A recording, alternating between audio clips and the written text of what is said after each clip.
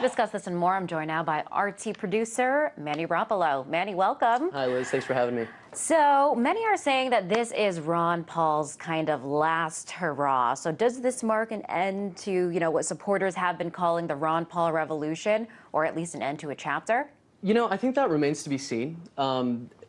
Definitely Ron Paul had a very big impact, and the following, I think, this year's, while he was running this year, was huge compared to previous times that he's run for president. But is this his last hurrah? I think it's far from it. I think that the movement that he's established transcends that, and that I think we definitely have a lot to see from the libertarian movement. Whether or not it's from Ron Paul, it's definitely from the movement that he started.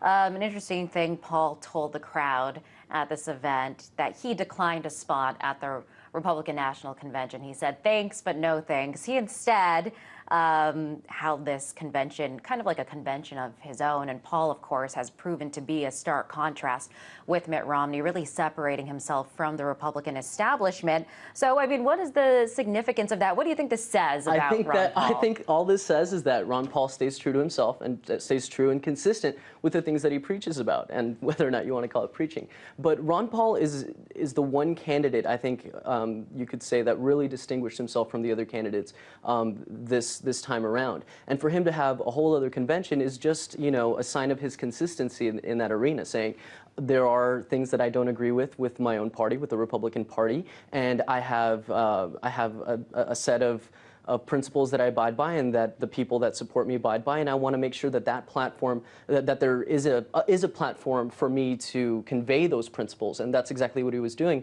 with this separate convention that he was holding.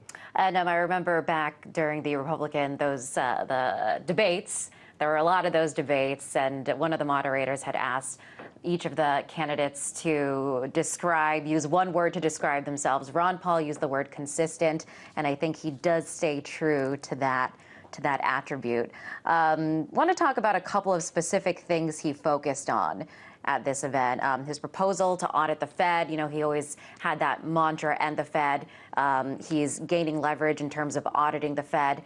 Now there is this proposal to audit the Pentagon. Talk about this.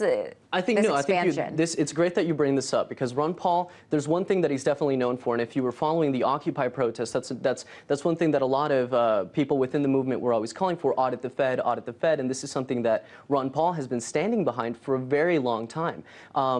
Unfortunately, he doesn't have that kind of support from the rest of Congress, but with new legislation that we're likely to be seeing regarding auditing the Fed, we might actually see some headway being made in that regard. Now, not only audit the Fed, you also bring up the audit the Pentagon. Now, even though Ron Paul is not going to be speaking at the RNC, his son, Rand Paul, will be speaking, and that initiative that he's taking to bring up the subject of audit the Pentagon is kind of central to the speech that he's going to be giving at the RNC. So it's going to be interesting to see what Rand Paul has to say, and whether or not it's going to be a perpetuation of Rand Paul's movement through his son Rand, even though it kind of hasn't appeared that way. But it'll be interesting to see whether or not that's actually the case. And, Ron Paul, he really pushed this issue of auditing the Fed.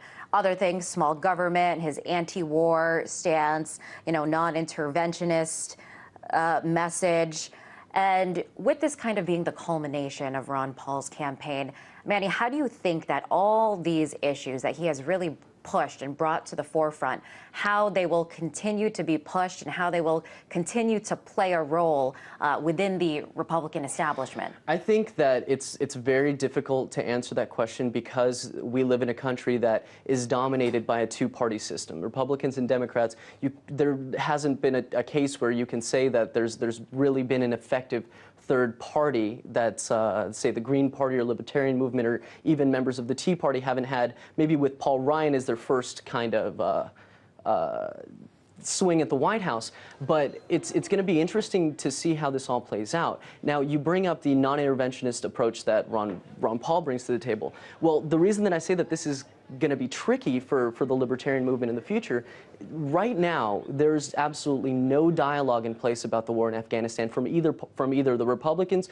or the Democrats. The one candidate that has been vocal about a non-interventionist approach to foreign policy and getting our troops out of Afghanistan has been Ron Paul. So the legacy that that I think we're going to see come out of Ron Paul's constantly running for president every other year is that there is a movement out there that is growing, that has a non-interventionist approach to foreign policy, and above all other things, I think that's going to be Ron Paul's legacy going out of this thing.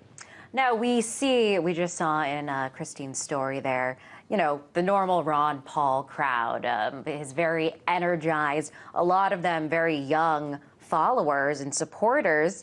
Do you think that this kind of signifies the rise of the libertarian movement? Absolutely, and we've even had instances where we see super PACs coming out by young voters, by young Americans that are saying, you know, there needs to be another party. There needs to be a real debate in this country that's not just coming from the establishment two-party system.